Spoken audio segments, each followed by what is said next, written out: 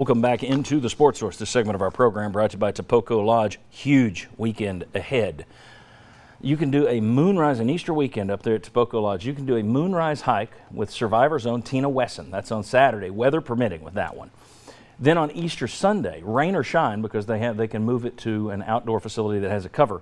Rain or shine, take part in a very moving sunrise service that they're doing Easter Sunday.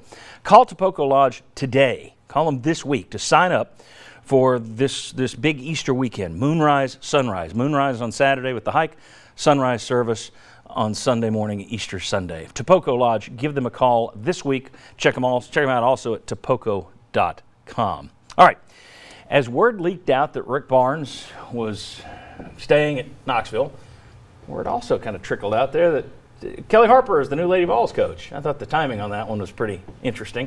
I'm not going to give anybody a chance to say, wait a second, she's kind of young, isn't she? It's like everybody's basking in the Rick Barnes happiness, and they slid that one in there. I think a lot of people are going to give her more time because she is a Lady Vol.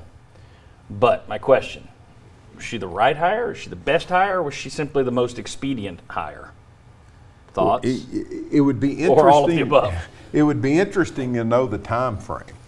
Because did you go from having, okay, we're going to pay X for a women's basketball coach, oop, we're going to have to give Rick Barnes more money to keep him. Now all of a sudden, did that drain some money away? Did that shrink your pool? With the money she got, which is a little larger than I thought, she's going to be making more than Harley Warlick by about $60,000. Yeah, $750. But I kind of think still, it was a. What's she going to spend more? They're going to spend more. Yeah, I think it's a decent hire that had expedient connected to it.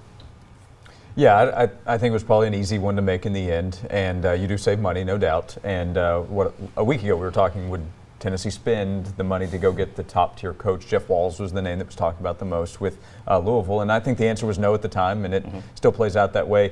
And I agree that Kellie's going to get more time according to fans, but there is a certain amount of time that fans are going to allow. Holly Warlick found that out, and Kellie knows that too, it seems, coming into the job. Yeah. Thoughts? I mean, I hit on it last week. I'm really curious to know, does Tennessee have to reset expectations? Can they be that UConn, that Baylor, the team that dominates the sport for 3 or 4 years? Can they do that again? And I don't know. I mean, maybe, but maybe not. Is Kellie Harper that person? I think that's what's interesting, is do you have to reset expectations, or is Tennessee at the height of Pat Summitt? Is that possible again? You've only been here a year and a half. Vol fans don't reset expectations very often. That isn't an easy thing to do. Nobody does. Jimmy. But they should. And with Kellie Harper, I think it's interesting now. It's funny you're talking about an expedient hire. I had a number of people saying, "What's Fulmer waiting on? Why hasn't he hired somebody yet? Yes. What's the deal?" Yeah. So you get both sides of that. They interviewed Tina Langley from Rice, I understand, Wes Moore from UTC, Carol Lawson. Lawson, I had been told, really didn't have an interest in getting into coaching. She coaches 3-on-3 basketball, but I don't think she was interested in getting into the college scene. And so, and Jeff Walz was out in part because he made $1.5 million. And he had a $1.5 million buyout. Tennessee wasn't going to go in that direction, I was told. So that left Harper. I think she's a good coach who had a nice record at 2 smaller schools. If the expectation is to win national championships right away at Tennessee, you're kidding yourself. If it is to flirt with getting to the Final Four, okay, that's more reasonable. You mentioned Wes Moore, UTC. He had great success at UTC. Now he's at NC State, of course. That's Correct. what we're talking about. Yeah. Correct. Also Bob pointed this out to me. Somehow I missed this. Kellie Harper. Hold the jersey up. I'm out of here. Thoughts on the Philip Fulmer disappearing from the press conference for a while thing? That was kind of odd. I think the jersey was heavy. Yeah. You're on your own. Yeah. The photo op was about a second. Not an exaggeration. About a second long. I got to get back to the football field. Yeah.